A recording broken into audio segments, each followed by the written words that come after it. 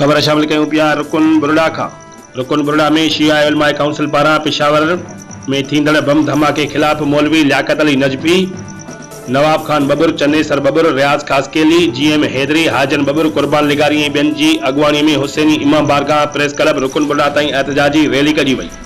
जॾहिं त एहतजाजी रैलीअ खे मौलवी लियाकत अली नजफी, GM हैदरी, नवाब बबुर, कुर्बान लिगारी ऐं ॿियनि ख़िताब कयो ऐं चयो त पेशावर में शिया मस्जिद में थींदड़ बम धमाके जी असां सख़्त लफ़्ज़नि में मज़म्मत कयूं था। ही हक़ ऐं बातिल जी जंग आहे जंहिंमें कामयाबी सिर्फ़ हक़ खे मिलंदी ऐं बातिल हमेशह मिटजण वारो आहे। हुसैनियत हक़ ऐं सच जो आवाज़ आहे जंहिंखे कॾहिं बि ख़ामोश नथो करे सघिजे। असां उन्हनि ज़ालिमनि सां इज़हार नफ़रत ऐं शहीद थींदड़नि सां इज़हार मुहबत कयूं था।